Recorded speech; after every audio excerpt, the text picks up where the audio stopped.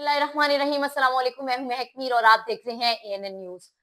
24 साल पहले एक ऐसी खातून जिसको नौकरी के झांसे से बुलवाया गया उसके मुल्क से। जी हाँ, ये जो औरत है इसका ताल्लुक भारत से है। हमीदा बानो इस औरत का नाम है।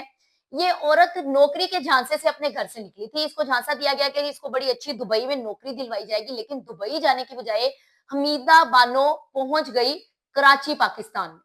कराची पाकिस्तान में 24 साल, पिछले 24 साल से ये खातून रह रही थी, जिसपे मुख्तलिफ प्रोग्राम भी हुए। खुशकिस्मती से खुशकिस्मती से इस औरत को जुबान आती थी, हिंदी और उर्दू हम जानते हैं।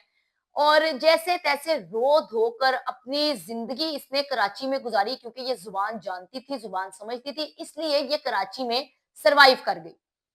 अब ये सब क्या है? ये सब इस तरह से है कि हम जानते हैं कि स्मगलिंग का काम लड़कियों की, औरतों की, हम पिछले दिनों ये दुबई में पाबंदी भी लगी थी पाकिस्तानियों पे। क्यों लगी थी? इसी वजह से लगी थी। इसी वजह से लगी थी कि जी ये लोग इस तरह के काम करते हैं, प्रोस्टिट्यूशन का, स्मगलिंग का।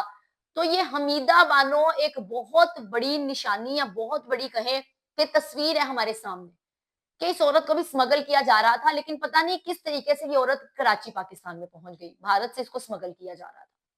बहुत सी लड़की और बहुत सी खवातीन की जाती हैं।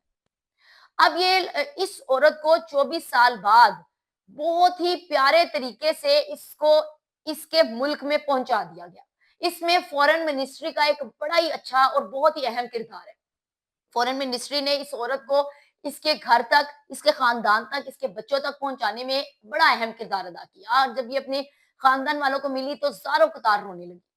ज़ाहिर सी बात है, 24 साल हो गए थे इसको ऐसी जिंदगी गुजारते हुए, जो कि ये अपनी फैमिली, अपने खानदान, अपने बच्चों को छोड़कर गुजार रही थी। लिहाजा इसमें बहुत से लोगों ने मिलकर इसका साथ दिया। जब ये रोती थी, अपना वाकया, अपनी स्टोरी दूसरों को सुनाती थी, जब पता चलता था ये सब कुछ, तो हर कोई इसके लिए जो था एक सॉफ्ट कॉर्नर रखता था कि किसी तरीके से वहां पर इसके बच्चे रो रहे थे और यहाँ पर जो है ये हमीदा बानो रो रही थी।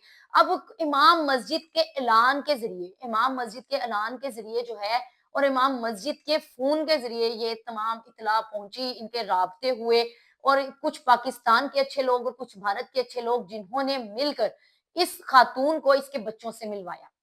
तो ये बहुत एक बड़ी बात है, एक बहुत बड़ी नेकी है कि जब कोई बिछड़ जाए, हम जानते हैं कि अपनों से बिछड़ने की तकलीफ और दुख क्या होता है। ये एक ऐसी तकलीफ होती है, ये एक ऐसा दुख होता है कि जिसको सिर्फ वो ही समझ सकता है जो अपनों से दूर होता है। तो जब ये अपने वापस मिलते हैं, तो फिर वो तमाम चीजें, तमाम वाकयात जो कि पुरानी जिंदगी में बीते होते हैं, वो सब एक साइड पर रहकर जो है ना, वो आंसू बहने लगते हैं कि बस ये शुक्र है कि अब हम इनसे मिल गए।